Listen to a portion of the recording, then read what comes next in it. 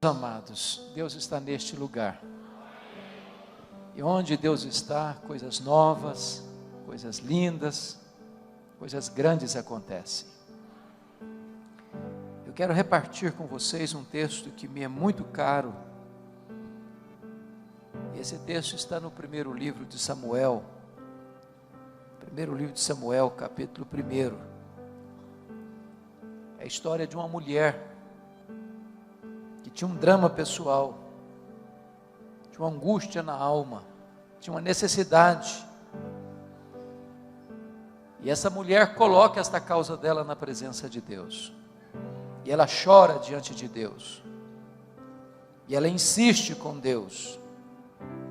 E ela enfrenta tantas adversidades. Mas pela fé ela prevalece.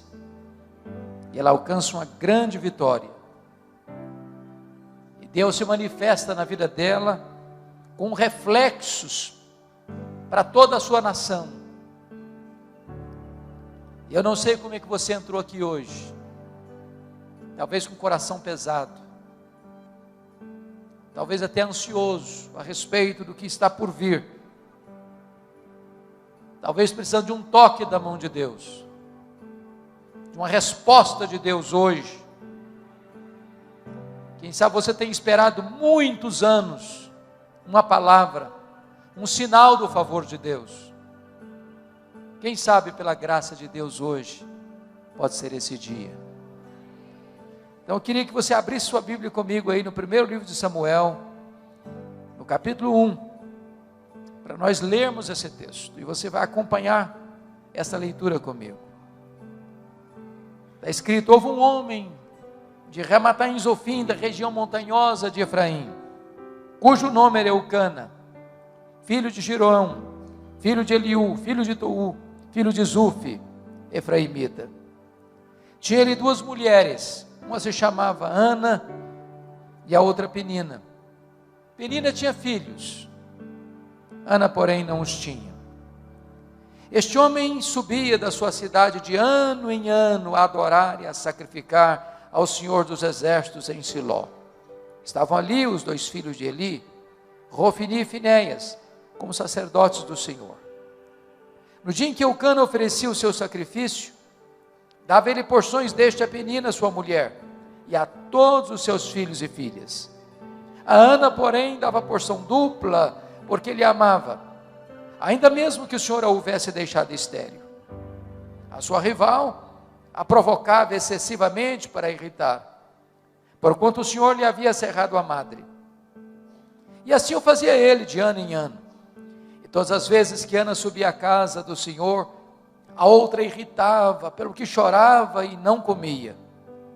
Então Eucana, seu marido, lhe disse: Ana, por que choras?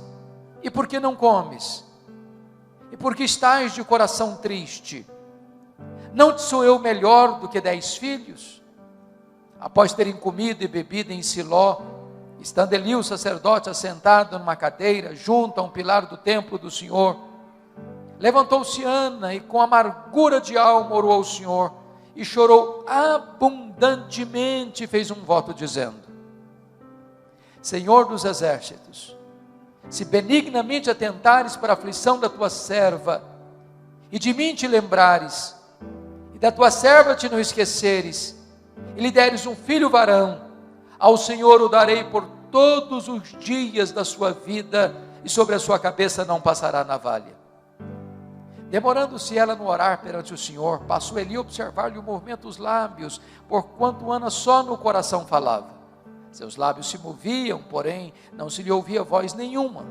Por isso Eli a teve por embriagada e lhe disse: Até quando estarás tu embriagada? Aparta de ti esse vinho. Porém Ana respondeu: Não, Senhor meu, eu sou mulher atribulada de espírito. Não bebi nem vinho nem bebida forte, porém venho derramando a minha alma perante o Senhor. Não tenhas, pois, a tua serva por filha de Belial, porque pelo excesso da minha ansiedade e da minha aflição é que tenho falado até agora. Então lhe respondeu Eli: Vai-te em paz, e o Deus de Israel te conceda a petição que lhe fizeste. E disse ela: acha tua serva mercê diante de ti. Assim a mulher se foi seu caminho e comeu, e o seu semblante já não era triste. Levantaram-se de madrugada e adoraram perante o Senhor, e voltaram e chegaram à sua casa a Ramá. Eucana coabitou com Ana, sua mulher, e lembrando-se dela o Senhor, ela concebeu. E passado o devido tempo, teve um filho, a que chamou Samuel, pois dizia, do Senhor o pedi. Verso 26. Disse Ana a Eli, meu Senhor, tão certo como vives, eu sou aquela mulher que aqui esteve contigo orando ao Senhor. Por este menino morava eu, e o Senhor me concedeu a petição que eu lhe fizera, pelo que também o trago como devolvida ao Senhor por todos os dias que viver, pois do Senhor o pedi, e eles adoraram ali o Senhor. Amém. Eu quero conversar com vocês nesta noite sobre o tema, não desista de seus sonhos. Não desista de seus sonhos. Era o ano de 1952 na Nova Zelândia, quando um grande esportista daquele país, Edmund Hillary, nutriu no seu coração um sonho inédito, um sonho audacioso, o sonho de escalar a montanha mais alta do planeta, o sonho de chegar no topo do Pico Everest, com mais de 8.800 metros de altitude. Edmund Hillary preparou-se para aquela grande empreitada da sua vida, mas quando ele partiu para realizar o seu sonho, ele fracassou. Ele não conseguiu chegar no topo do Everest. 6 meses depois, ele foi convidado para dar uma palestra em Londres, na Inglaterra. E quando ele chegou naquele bonito auditório, propositadamente as pessoas haviam colocado uma grande gravura do Monte Everest na parede. Ele entrou no auditório, olhou para a gravura, cabisbaixo, dirigiu-se à plataforma. Quando passaram-lhe a palavra, por um momento, ele esqueceu-se o auditório, voltou-se para a gravura e disse, Monte Everest, da primeira vez tu me derrotaste, tu não podes crescer mais, mas eu ainda estou crescendo, da próxima vez, eu te vencerei. 6 meses depois, Edmund Hillary era o primeiro homem na história da humanidade a chegar no topo do Pico Everest, deixando para nós um legado. Não desista de seus sonhos. Eu sei que você tem sonhos, todos nós os temos. Quem não sonha não vive. Quem desistiu de sonhar, desistiu de viver. Mas é provável que neste auditório haja alguém aqui que já tenha perdido os seus sonhos mais bonitos pelas estradas da vida. É até provável que nesse auditório haja alguém que tenha visto os seus sonhos mais belos se transformando em pesadelos. Quem sabe haja neste auditório aqui alguém que já desistiu de seus sonhos, que já enterrou seus sonhos, que já colocou no túmulo de seus sonhos uma lápide com a seguinte inscrição: aqui jaz os meus sonhos. Pois eu quero encorajar você nesta noite a trazer esses sonhos de volta e a colocá-los na presença de Deus. Porque nós estamos servindo nesta noite não a um ídolo mudo, surdo, impotente. Nós estamos adorando o Deus vivo, aquele que está assentado no trono, aquele que tem as rédeas da história em suas mãos, aquele que faz e ninguém pode impedir a sua mão de fazê-lo. Nós estamos na presença do Deus Todo-Poderoso, que pode agir milagrosa e extraordinariamente na sua vida, na sua história, na sua família, nesta noite. O texto que acabamos de ler nos conta a história dessa mulher, nos conta a história de Ana, uma mulher que tinha um sonho bonito, um sonho legítimo, um sonho de ser mãe. Só que Ana é estéril, seu ventre é um deserto, ela não consegue conceber. E eu imagino que se Ana fosse nossa contemporânea, ela enfrentaria algumas abordagens. Talvez a primeira delas seria esta: Ana, você é uma mulher tão crente, você é tão piedosa, você ora tanto, você vai tanto à igreja, você está doente, minha filha, tem coisa errada na sua vida. Eu acho que você deveria fazer uma análise mais detalhada e meticulosa da sua árvore genealógica, porque é muito provável que haja alguma maldição hereditária incrustada aí na sua família, e enquanto você não quebrar essa maldição, você não vai ser curada. Só que o problema de Ana não era maldição hereditária. Se Ana vivesse hoje, talvez alguém parecido com os amigos de Jó chegariam para ela para dizer o seguinte: Ana, você é uma mulher tão crente, mas você está doente. Ana, eu acho que tem coisa errada na sua vida. Eu acho que você deve ter algum pecado que você ainda não confessou para Deus, porque toda causa tem um efeito, Ana. Ninguém sofre sem causa. Você deve ter feito coisa errada. Você tem que confessar esse pecado para você ser curada. Mas o problema de Ana não era pecado escondido. Se Ana vivesse hoje, talvez alguém mais audacioso chegaria para ela para dizer o seguinte: Ana, deve ter algum demônio da esterilidade escondido aí na sua vida. O que você precisa fazer é ir num culto de libertação. Só que o problema de Ana não era demônio. Confira comigo o que está escrito no versículo 5. O texto está dito aí que foi Deus quem a deixou estéril. Agora confira o versículo 6.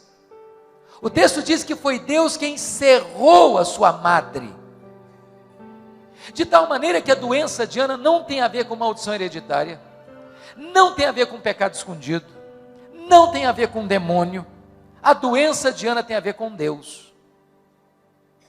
E aí você pode dizer: bom, então eu não estou entendendo nada. Porque se Deus é bom, e Ele é. Se Deus tem o melhor para nós, Ele tem. Então como é que Deus pode adiar os nossos sonhos e os nossos sonhos mais legítimos? É sobre isso que eu quero tratar com você nesta noite. Primeiro, Deus adia os nossos sonhos para nos ensinar a gloriosa verdade de que as bênçãos, de que o Deus das bênçãos é melhor do que as bênçãos de Deus. A maior necessidade sua não é da bênção de Deus. A maior necessidade sua é do Deus da bênção. A maior necessidade sua não é de coisas. A maior necessidade sua é de Deus. A maior necessidade sua não é da dádiva. A maior necessidade sua é do doador. Você poderia ter todas as bênçãos de Deus. Se você não tem Deus, a sua vida é vazia. A sua vida não tem sentido ainda. Irmãos, prestem bem atenção nisso. Nós estamos vivendo na geração, no século, onde o eixo do cristianismo foi mudado. O cristianismo, como o pastor introduziu agora há pouco, ele é focado na pessoa bendita de Jesus Cristo, nosso Senhor. Ele é o Rei da glória, Ele é o Rei dos reis, Ele é o Senhor dos senhores, e nós estamos aqui nesta noite, é por causa dEle. Mas nós estamos vendo uma geração que tira Jesus do centro para colocar o homem no centro. Parece-nos que hoje a dinâmica da vida cristã para muita gente é que não é mais a vontade de Deus que deva ser feita na terra, mas é a vontade do homem que tem que prevalecer no céu. Parece-nos que não é mais o homem que está a serviço de Deus, mas é Deus quem está a serviço do homem. Mas este não é o Evangelho. O Evangelho não é focado no homem, o Evangelho é focado em Cristo. O Evangelho não é que o homem prevalece no céu, mas é que a vontade de Deus é feita na terra.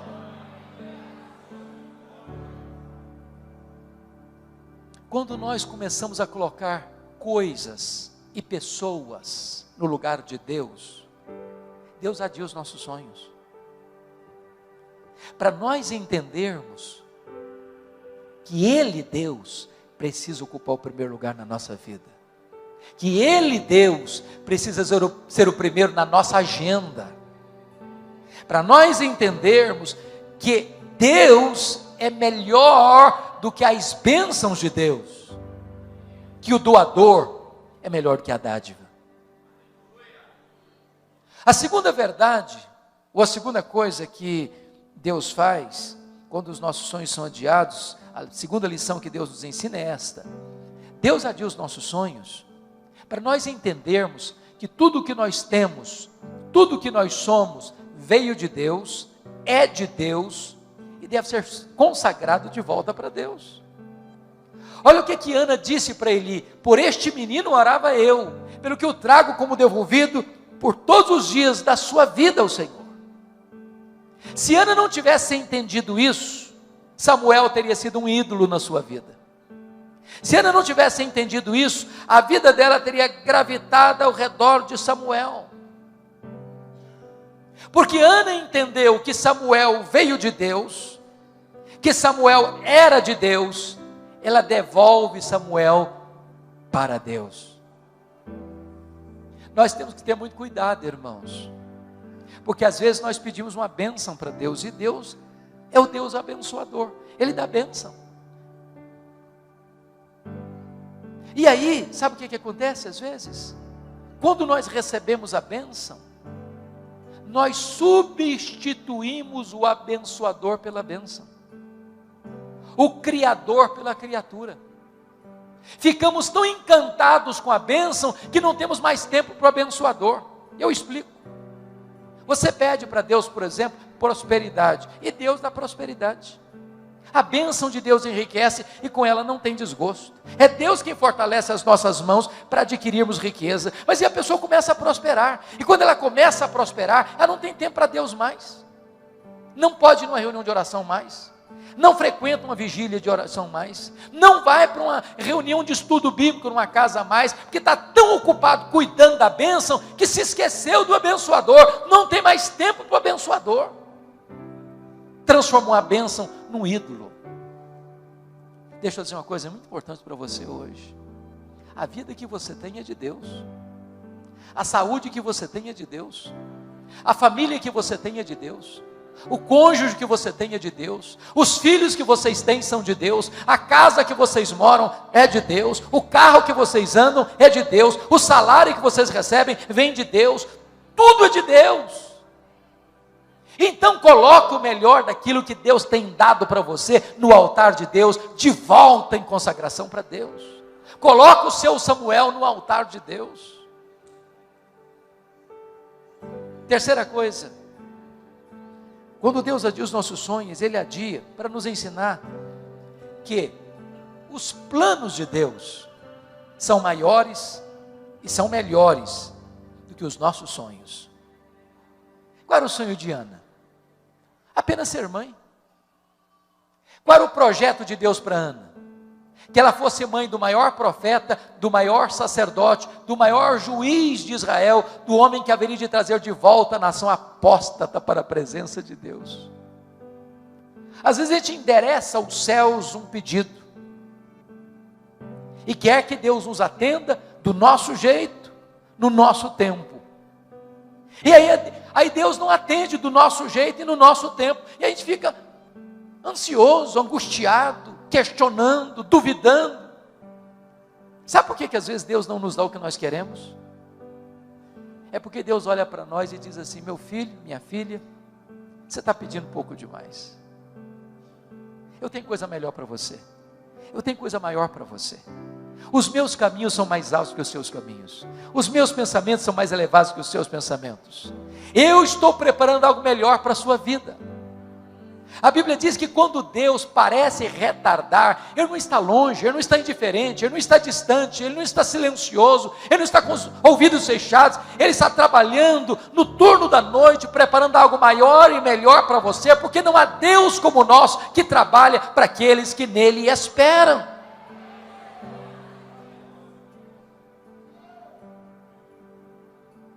Quando José do Egito estava preso, diz a Bíblia que ele pediu ao copeiro do faraó para lembrar-se dele. E diz a Bíblia que o copeiro do faraó esqueceu-se dele. E ele ficou mais 2 anos mofando na cadeia. E você pode questionar, mas onde está Deus que deixa um filho seu inocente padecer numa prisão imunda? Por que Deus não tirou José da cadeia quando ele queria sair de lá? Se Deus tivesse tirado José da prisão quando ele queria sair da cadeia, o máximo talvez que ele teria sido era um bom lavador de copos no palácio do faraó. Mas naqueles 2 anos, Deus estava construindo a rampa do palácio para que ele saísse da cadeia e fosse governador do Egito. Deixa eu dizer para você, os planos de Deus são maiores e são melhores do que os seus sonhos. Se Deus está adiando o seu sonho, não é porque Ele é indiferente, é porque Ele está trabalhando, não contra você, mas trabalhando por você. 4º lugar, sabe por que Deus adia os nossos sonhos? Deus adia os nossos sonhos porque Ele é Deus, livre, soberano, que faz todas as coisas conforme o conselho da sua vontade. Confira comigo o cântico de Ana, que está aí no capítulo 2, versos 6 a 8, deste mesmo livro. Olha o que Ana vai dizer: o Senhor é o que tira a vida e a dá, faz descer a sepultura e faz subir. O Senhor empobrece e enriquece, abaixa e também exalta. Levanta o pobre do pó e desde o monturo exalta o necessitado, para o fazer assentar-se entre príncipes. Preste bem atenção aqui. Algumas pessoas hoje, em nome até de uma fé robusta, beiram uma blasfêmia. Quando chegam para Deus, com petulância, com soberba, e dizem assim: Deus, eu exijo. Deus, eu proíbo. Deus, eu determino. Deus, eu decreto. E ai de Deus se não atender. Até parece que essas pessoas estão assentadas num alto e sublime trono, e que Deus está no escabelo de seus pés. Tolice, tolice. Deus é soberano. Deus está assentado num alto e sublime trono. Deus tem as rédeas da história em suas mãos. Deus levanta reis e Deus depõe reis. Deus levanta reinos e Deus abate reinos. Deus pega aquele que está lá no topo da pirâmide e joga-o no chão, e pega o que está sentado no monturo e o faz assentar-se entre príncipes. Ele é Deus. Ele não precisa pedir licença nem para você, nem para mim, para agir. Ele é livre, Ele é soberano e faz todas as coisas conforme o conselho da sua vontade. Deus não pode ser pressionado, Deus não pode ser colocado contra a parede. Ele é Deus. Agora preste atenção nisso. Quando Deus age, ninguém pode impedir a mão de Deus de agir. Nós não podemos concordar com aqueles que dizem: não, o tempo dos milagres de Deus ficaram lá num remoto passado. Deus já fez, mas Deus não faz mais. Não, Deus não está sentado numa cadeira de balanço. Deus não se aposentou. Deus não está senil. Deus é o mesmo ontem, Deus é o mesmo hoje, Deus é o mesmo para sempre. Ele nunca perdeu o seu poder. Ele faz, e quando Ele faz, ninguém pode impedir a sua mão de fazê-lo. Eu acredito que Ana, como uma mulher instruída que era, ela deve ter procurado todos os recursos médicos do seu tempo. Porque aqueles que acham que se nós temos fé, nós não devemos ir a um médico, estão equivocados. Porque Deus cura com o meio, sem o meio, apesar dos meios. Sempre é que Deus que cura. O médico, o remédio, a medicina é apenas um instrumento. Mas o poder de curar vem de Deus. E Ana era uma mulher instruída. E eu acho que Ana, penso eu, devia carregar na sua bolsa tiracolo, que toda mulher gosta de ter, os últimos exames da junta médica de Ramá, dizendo para ela o seguinte: Ana, não tem jeito, não tem cura. Mas Ana entende uma coisa: se Deus quiser, tem jeito. A última palavra não é da ciência. A última palavra não é da medicina. A última palavra é do Deus vivo. Se Deus quiser, tem jeito. Para Deus não tem causa perdida. Para Deus não tem doença incurável. Para Deus não tem vida irrecuperável. Para Deus não tem casamento sem solução. Para Deus não tem família sem resposta. Não importa a sua causa, por mais perdida que ela esteja, se Deus quiser, tem jeito. Há alguns anos, eu estava em Vitória, a caminho do hospital militar para fazer uma visita, hospital público. E quando eu cheguei na porta do hospital, tinham 3 pessoas. E eram pessoas da minha cidade, cidade do interior do Espírito Santo. E dentre elas estava uma jovem de 19 anos. Porque ela estava com um câncer que havia tomado todos os seus órgãos vitais. E lá no interior, na sua cidade, não tinha CTI. E os médicos disseram para ela: olha, chegou o nosso limite, não dá mais para continuar o seu tratamento aqui. Então você precisa ir para Vitória, você precisa se internar no CTI, porque nós não temos mais o que fazer aqui. Só que a Sara não tinha plano de saúde e não tinha vaga no CTI. Eu conversei com o diretor e disse: eu não posso receber essa moça aqui hoje. E eu fui um pouco frustrado para a porta do hospital e disse para a Sarita assim: olha, filha, infelizmente aqui não tem vaga para você. Mas nós podemos fazer uma coisa. Eu confesso que eu não tenho muito essa prática. Não sou muito de fazer isso. Mas naquele dia eu fiz. Ali na porta do hospital eu disse: Sarita, não tem jeito para você aqui, mas nós podemos falar com aquele que tem jeito para tudo. E ali na porta do hospital, eu impus as mãos sobre a Sarita e disse: meu Deus, essa moça não tem lugar aqui nesse hospital, mas se tu quiseres, Deus, o Senhor pode curá-la também na porta desse hospital, porque para ti não tem coisa impossível. E orei por ela. Quando eu terminei de orar, aproxima-se um jovem e disse: essa moça tem um primo que é médico em outra cidade do estado, e lá tem CTI. Falei: então vamos ligar para ele. Ligamos para o médico, ele disse: tem CTI, pode trazer a minha prima para cá. Imediatamente, ela faz a viagem de aproximadamente 200 quilômetros. Quando ela chega na outra cidade, o médico pega os exames, constata a gravidade do problema, coloca numa maca, começa a palpar o seu ventre. Achou estranho? Submeteu a Sarita aos mais rigorosos exames daquele hospital. Não tinha mais nada no seu corpo. Sarita voltou para casa completamente curada naquele mesmo dia. Sabem por quê? Porque quando Deus quer, tem jeito. Eu não estou dizendo para você que todas as pessoas pelas quais eu e você oramos, Deus vai curar. Eu não estou dizendo isso. O que eu estou dizendo é que quando Deus quer, tem jeito. Então não desista de lutar. Então não desista de seus sonhos. Por mais difícil que seja a causa, por mais amarga que seja a luta, por mais renhida que seja a batalha, não desista em nome de Jesus. Agora deixa eu dizer uma coisa para você. Quando nós temos sonhos, temos que ter muito cuidado. Sabem por quê? Porque há assassinos de sonhos soltos por aí. E Ana teve que lidar pelo menos com 3 assassinos de sonhos. A primeira pessoa que tentou matar os sonhos de Ana foi a sua rival Penina. A Bíblia diz que Penina provocava, que Penina irritava, sobretudo quando Ana subia à casa de Deus. A Penina provocava de tal maneira que a Ana começava a chorar, perdia o apetite, entrava em depressão. Eu não sei o que é que Penina dizia para Ana, mas uma coisa eu tenho certeza, é que Penina não era uma mulher de Deus. Que gente de Deus não vive para infernizar a vida dos outros. Gente de Deus é bálsamo. Gente de Deus é aliviador de tensões.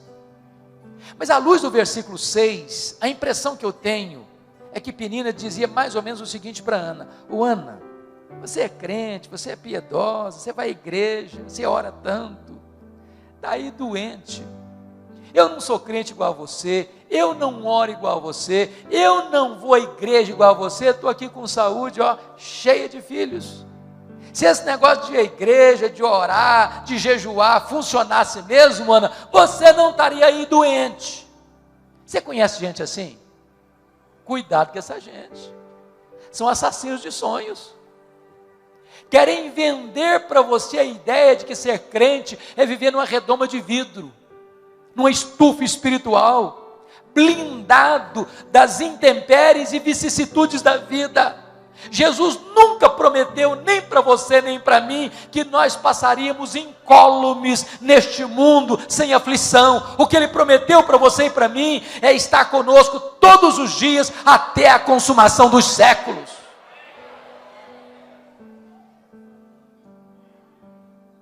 A segunda pessoa que quis matar os sonhos de Ana foi o sacerdote Eli. Diz a Bíblia que Ana subia todo ano para Siló. Lá estava Eli, lá estava Rofini, lá estava Finéias, mas não consta a Bíblia que em nenhuma dessas idas, nem Eli, nem Rofini, nem Finéias, olhasse para Ana, orasse com Ana, chorasse com Ana. A primeira vez que o sacerdote olhou para Ana, foi para sacar contra ela pesados libelos acusatórios, chamando-a de bêbada dentro da igreja, de filha de Belial. Até acho, Bispo Gerson, que se a Ana fosse presbiteriana ou da igreja de Deus, eu acho que ela ia sair da igreja. Acho. Eu acho até que ela faria um pouco mais. Eu acho que ela ia fazer uma campanha para tirar o pastor Eli da igreja. Por muito menos as pessoas fazem isso hoje. Você conhece crente hipersensível? Conhece crente que parece cristal? Qualquer coisinha se melindra, trinca-se todo, fica magoado. Também não vou mais na igreja, também não piso mais lá.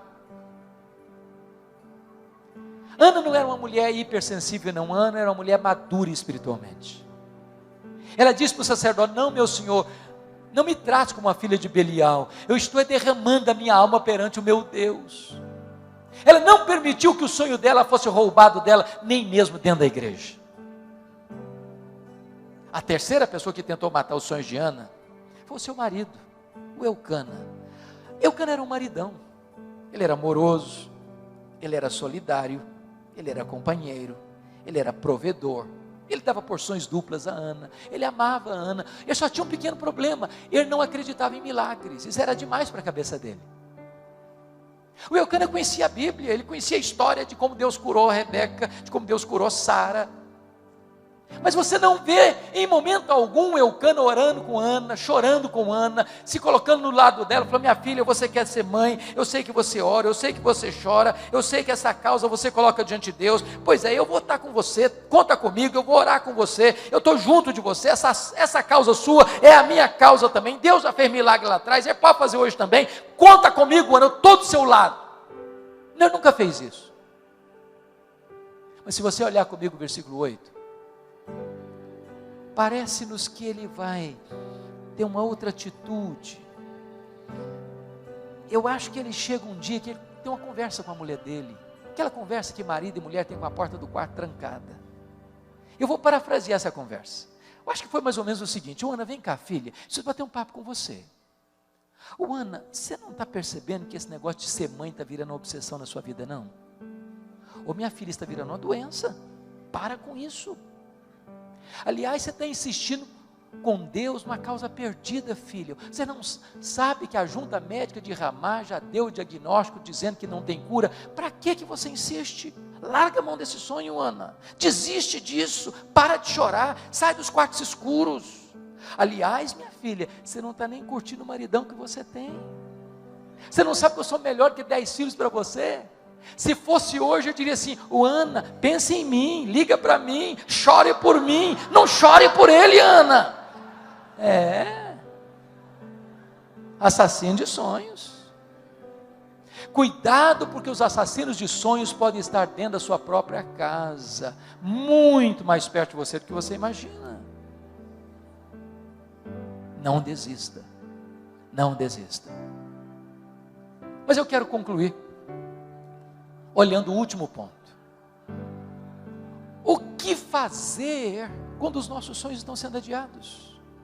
Ana nos ensina 3 coisas. Primeiro, se os seus sonhos estão sendo adiados, continue crendo, continue orando, continue jejuando, continue colocando essa causa diante de Deus.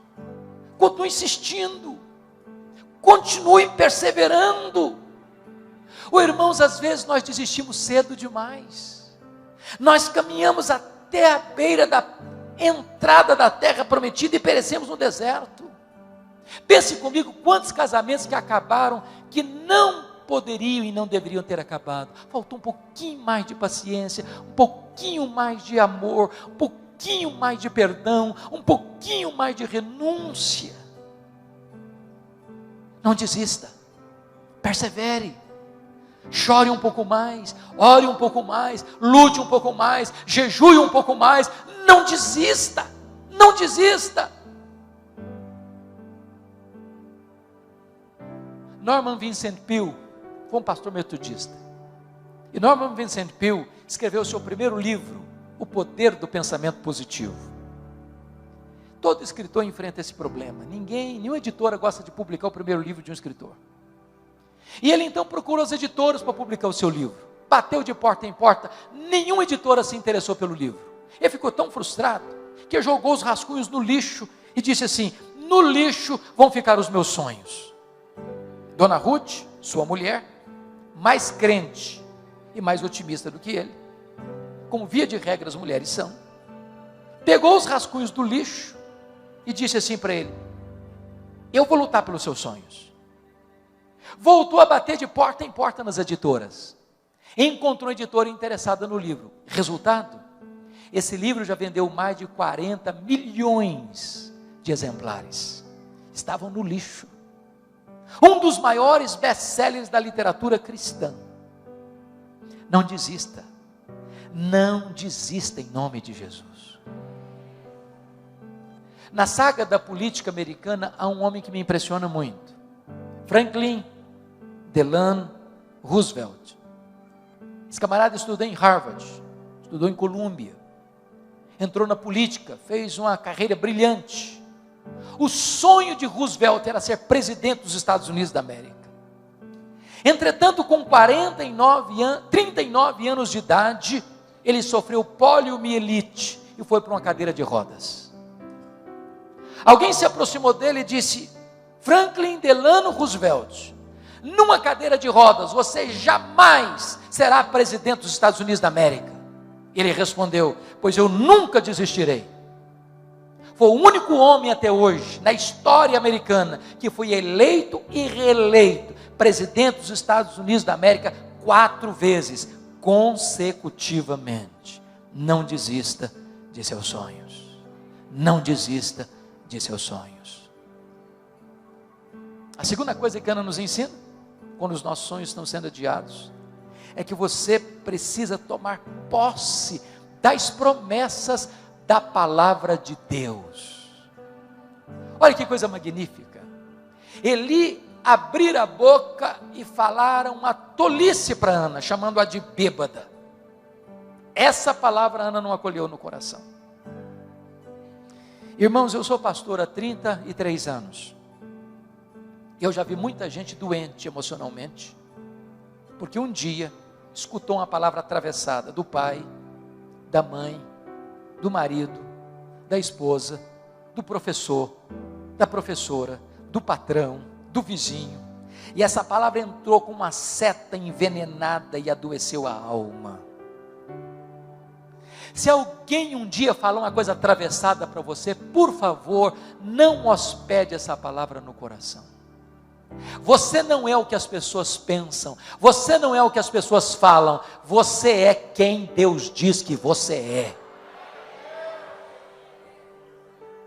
Agora preste atenção, esse mesmo profeta que falaram uma tolice, agora abre a boca, e é um mensageiro de Deus, e é um profeta de Deus, quando ele diz para Ana assim: vai em paz para a tua casa, e o Deus de Israel te conceda a petição que lhe fizeste. Essa palavra é boa, essa palavra é de Deus, essa palavra Ana acolheu no coração, essa palavra trouxe cura e libertação para Ana.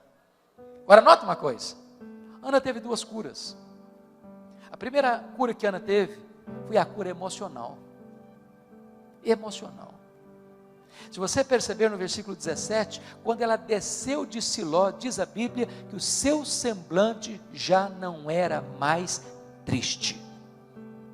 A tristeza foi embora, a depressão bateu em retirada, a alegria voltou, o brilho no rosto voltou. Mas diz o texto que ela desceu para Ramá, coabitou com seu marido, Deus se lembrou dela, ela concebeu e deu à luz a um filho, a quem pôs o nome de Samuel. Sabe o que significa isso? Lá em Siló, Deus curou a alma dela. Lá em Ramá, Deus curou o ventre dela.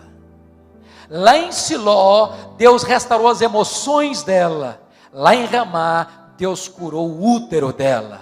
Lá em Siló, ela tomou posse das promessas de Deus. Lá em Ramá, o milagre se historificou na sua vida. O que significa isso para nós? Não escute os arautos do caos. Não escute os arautos do pessimismo. Não escute os embaixadores da incredulidade. Tem um monte de gente dizendo para você: não, o cenário está ruim, vai ficar pior, não, está muito complicado, mas vai piorar muito mais, você não consegue, não vai dar certo, não vai dar certo, não vai funcionar, outros já tentaram, não conseguiram, é melhor você nem começar, é melhor você desistir logo, não vai dar certo, vai dar errado, vai dar muito errado. E todo dia, toda hora, a todo momento, tem gente pessimista do seu lado, tem gente semeando palavras de incredulidade no seu coração, tem gente apostando no fracasso na sua vida, tem gente que quer que você aceite passivamente a decretação da derrota na sua casa, na sua família. Mas em nome de Jesus, não escute os profetas do pessimismo, abra os ouvidos da sua alma, escute as promessas da palavra de Deus, porque Deus vela pela sua palavra em a cumprir.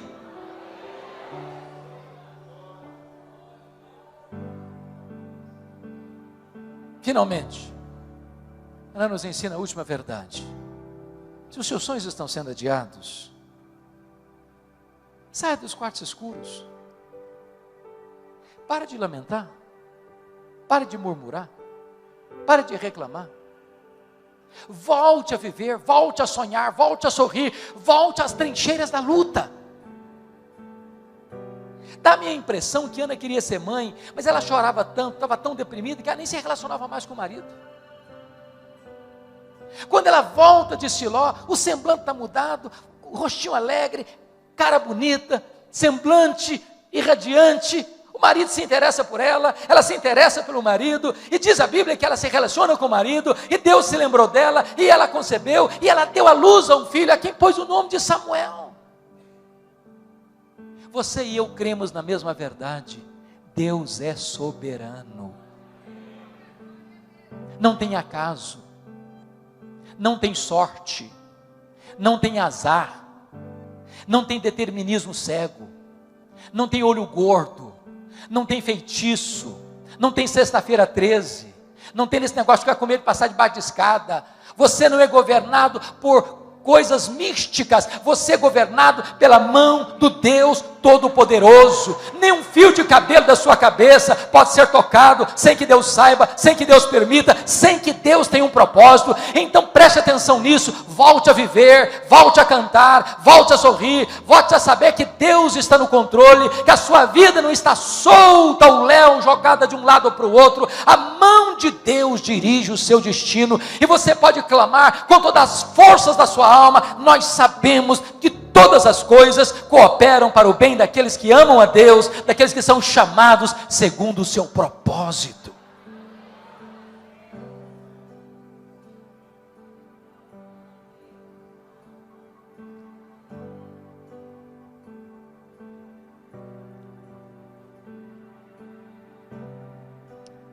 Há um autor que eu gosto de ler, e não obstante não ser ainda um cristão, pelo menos que me conste, nem sei se ainda está vivo, Og Mandino.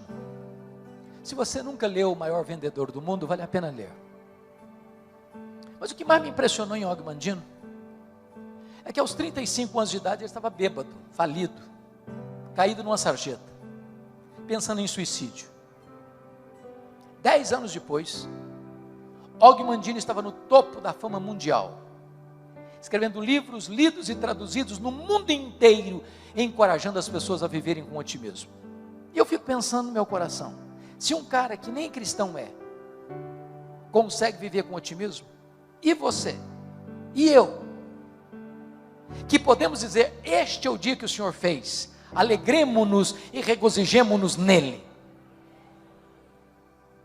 Aliás, você deveria todo dia, ao acordar, abrir a janela do seu quarto e dizer: Deus, pode ser hoje, Senhor, pode ser hoje. Você começou o seu dia animado, uma aventura nova, uma caminhada nova, com vitórias novas, com coisas magníficas todo dia, todo momento. Og Mandino, no seu livro autobiográfico, tem um conselho muito simples, até muito prático, para você começar o seu dia animado. E o conselho dele é o seguinte: bem de manhã, antes do café da manhã, faça o seguinte: pegue o melhor jornal da sua cidade. Aqui em Brasília é o Correio? Ou tem outro melhor? É o Correio Brasiliense. É o mais lido? Talvez. Pega o Correio Brasiliense então, vá lá. Bem de manhã, antes do café, abra o jornal. Só um detalhe: não comece a ler as notícias políticas não, que você vai ficar deprimido, você vai perder o apetite, vai ficar revoltado, vai amargurar o coração. Então pula essa página, tá bom? Pula. Segundo lugar, você não vai querer também começar o seu dia lendo as páginas econômicas, não é verdade? Você não é tão valente a esse ponto. A inflação está voltando, tem empresa quebrando, tem gente desempregada, a perspectiva para o ano que vem é complicada, você vai ficar depressivo, então pula essa página da economia também, tá bom? Rápido. Bom, você não vai querer também começar o seu dia lendo as páginas policiais, você vai ficar com medo de sair de casa, então é melhor você não ler, pula essa página também.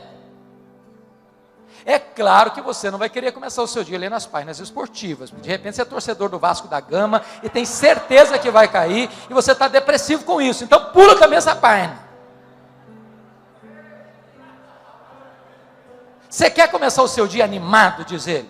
Faz o seguinte então, leia a página do obituário, a lista das pessoas que morreram. Só um detalhe, você tem que ler tudo. Os nomes grandes, os nomes pequenos, lê tudo. Quando você terminar essa leitura, você vai descobrir algo fantástico.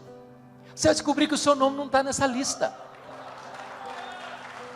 Você vai descobrir que as pessoas que estão nessa lista dariam tudo para estar no seu lugar, mas elas estão mortas. Você vai descobrir que você está vivo, e se você está vivo, um milagre de Deus pode acontecer na sua vida hoje. Não desista de seus sonhos.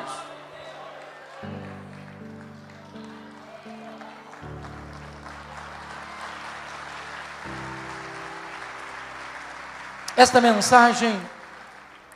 mensagem tem um significado muito especial para mim. Isso porque eu sou fruto de um sonho.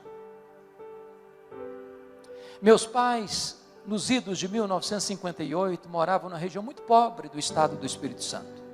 Naquela época não tinha estrada, não tinha carro, não tinha recursos médicos. Quando uma pessoa ficava doente, ela tinha que ser levada a 40 quilômetros no meio de uma trilha, numa padiola. Padiola é um lençol amarrado num varal e duas pessoas carregando. A minha mãe estava grávida do seu último filho, estado adiantado de gravidez, quando ela caiu gravemente enferma. Meu pai sabia que ela não suportaria uma viagem de 40 quilômetros de padiola. Então ele mandou chamar um médico, ele veio, a examinou e disse para o meu pai: essa mulher não vai sobreviver, ela está muito fraca, ela está muito doente, e a criança que está no ventre dela está em agonia de morte. E meu pai disse: o senhor tem que me ajudar. E ele disse: a única chance da sua mulher sobreviver é sacrificar a criança. Se não tirar a criança, a mãe morre junto com a criança. E naquele momento, a minha mãe tomou outra decisão. Eu não abro mão desse filho, eu não desisto desse filho, eu estou pronto a morrer com ele, a morrer por ele, mas eu não desisto dele. E ela fez um voto para Deus, e disse: meu Deus, Se tu poupares este filho, eu vou consagrá-lo para ti, para que ele seja um pastor, para que ele seja um pregador do Evangelho. Deus ouviu a oração da minha mãe e eu nasci.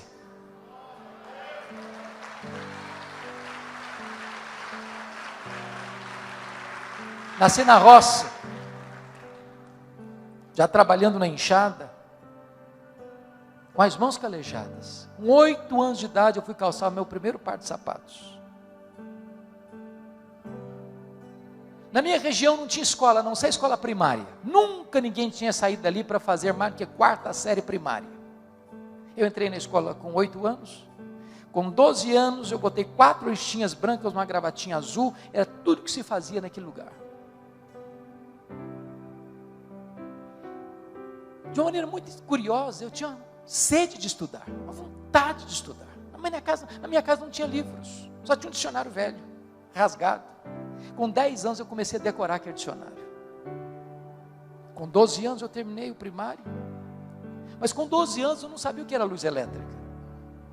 Com 12 anos eu não sabia o que era uma cidade. Com 12 anos eu não sabia o que era uma televisão. Com 12 anos a minha professora que me alfabetizou disse assim para mim: eu sei o seu sonho de estudar. Eu estou mudando para Vitória, você quer ir comigo? E eu disse para ela: se os meus pais deixarem, eu vou. Eu nunca tinha dormido uma noite fora de casa. Com 12 anos, eu subi na carroceria de um caminhão e fui parar no pior bairro da Grande Vitória, dentro de um mangue, do lado de um prostíbulo, um barraco de tábuas com 4 cômodos, com 10 pessoas. Foram tempos dificílimos na minha vida. Irmãos queridos, muitas vezes, eu namorei um pão na vitrine de um botequim. Meu estômago doía de fome. As lágrimas rolavam pelo meu rosto.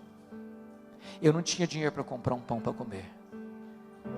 Muitas vezes eu acordava de noite com fome. Não tinha açúcar para comer. Não tinha farinha para comer. E eu dormia soluçando de fome.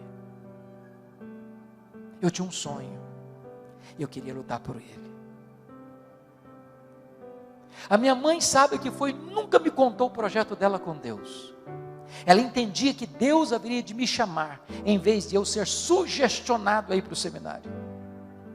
Meu sonho desde criança era ser advogado e político. Eu nunca perdi um comício. Naquela época o comício era na praça, na rua. Enquanto o último orador não descesse do palanque, enquanto as luzes não apagavam, eu não ia embora. No dia que eu fiz 18 anos, exatamente no mesmo dia, eu tirei meu título e me filiei num partido. Eu tinha um sonho. Até o dia que Deus pôs a mão sobre mim e me chamou para o ministério. Eu estava conversando com o presbítero José Scherrer, dizendo para ele que se, a hora que eu terminasse o meu curso de advocacia, que eu fizesse a minha carreira, que eu entraria num seminário para me preparar para servir a Deus melhor. E aquele presbítero olhou dentro dos meus olhos e me disse assim: jovem, você quer dar a sobra para Deus, e Deus quer você por inteiro agora. Aquela palavra entrou com uma flecha no meu coração, e eu disse: pois aqui estou eu me entrego agora. E Deus pôs uma convicção plena no meu coração, de que Deus me chamava naquele momento para o sagrado ministério. Eu abri mão dos meus sonhos, e abracei os sonhos de Deus. E hoje eu posso dizer para você que não tem nada mais sublime no mundo do que ser pastor, do que ser pregador do Evangelho de Jesus Cristo nosso Senhor. Antes da minha mãe morrer, ela me chamou à sua casa e disse: filho, eu preciso falar com você. E ela me contou essa história, e ela me contou mais. Ela me disse: meu filho, nesses anos todos, eu nunca deixei de me levantar da minha cama e prostrar meus joelhos e pedir que Deus capacitasse você, que Deus ungisse você, que Deus revestisse você com graça e poder para pregar a palavra de Deus. E eu abracei minha mãe, chorei muito com ela e disse para ela 2 coisas. Falei: mãe, a senhora está me ensinando as 2 verdades mais importantes da minha vida. Primeiro, a senhora está me ensinando que um filho nunca é pobre se tem uma mãe que ora por ele. Segundo, a senhora está me ensinando que muito mais importante que os meus sonhos são os planos de Deus. São os planos de Deus. Se preciso for, abra mão dos seus sonhos, mas nunca abra mão dos planos de Deus para a sua vida. Eu sei que você tem sonhos, e hoje você pode colocá-los na presença de Deus. Se esses sonhos estão afinados com o plano de Deus, Deus há de cumpri-los. E se você quer colocar esses sonhos no altar de Deus, eu quero orar com você, eu quero orar por você. Eu não sei quais são esses sonhos. Talvez uma doença, talvez um filho, talvez o seu cônjuge, talvez a sua família, talvez a sua empresa, talvez a sua igreja, talvez a conversão de alguém que você ama tanto. Talvez você que veio aqui hoje está lutando para ser mãe, pois hoje Deus pode fazer esse milagre na sua vida, porque Deus é aquele que faz com que a mulher estéril seja alegre, mãe de filhos. Qual é o seu sonho? Derrame a sua alma na presença de Deus. Deus é o Deus que ouve, Deus é o Deus que vê, Deus é o Deus que age, e Ele está aqui nessa noite.